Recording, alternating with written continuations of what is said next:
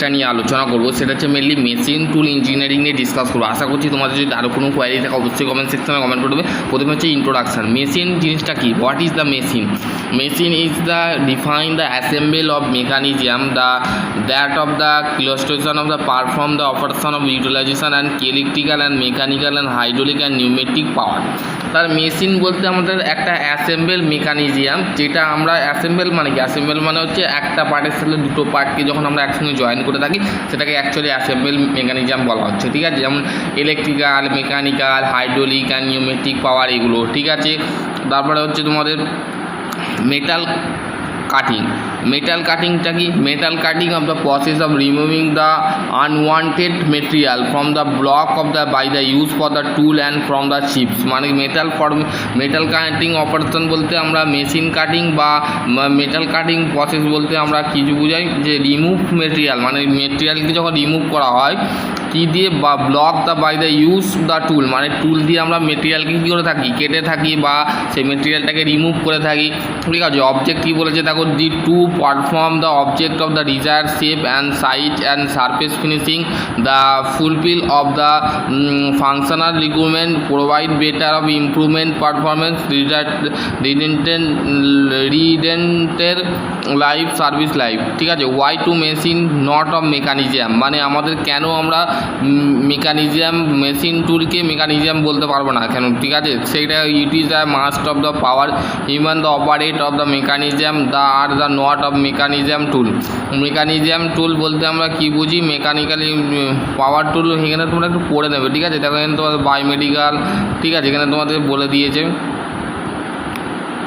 এগুলো, ছবিগুলো একটু দেবে। ইয়ারপেস, তারপর হচ্ছে কনজারভেবল গুড, এগুলো পেপসির মুখ, ঠিক আছে? এগুলো পেপসির মুখ।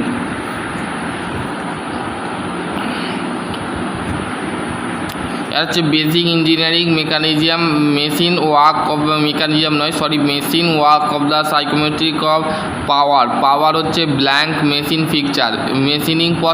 মেশিনিং প্রসেসের মধ্যে প্রোডাক্টকে ঢোকানো হচ্ছে blank machining fixture.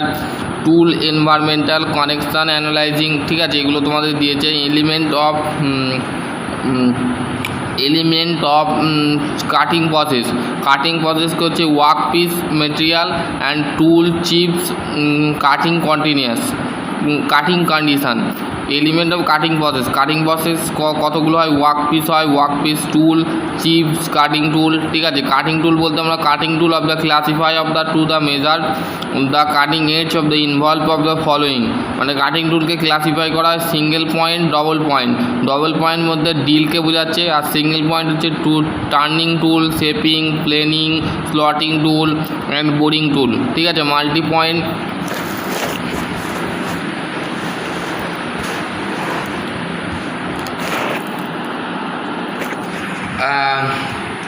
Multi point বলতে আমরা কী বুঝি? মাল্টি পয়েন্ট হচ্ছে milling, cutter, broaching tool, the hook, gear of the shaping cutter, ঠিক আছে? এখানে তোমাদের কিন্তু বেসিক্যালি জিনিসটা বলে দিয়েছে, ঠিক আছে?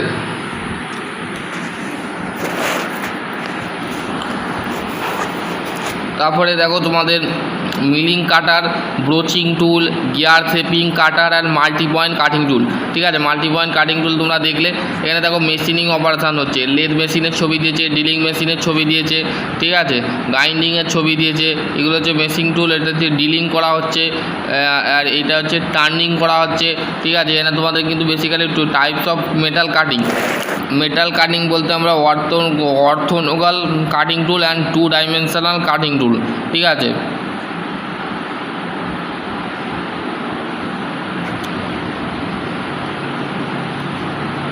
তোমার যে রেক অ্যান্ড রিলিফ অ্যাঙ্গেল, আমি ক্যামেরাটা বন্ধ করেই বলছি, ঠিক আছে?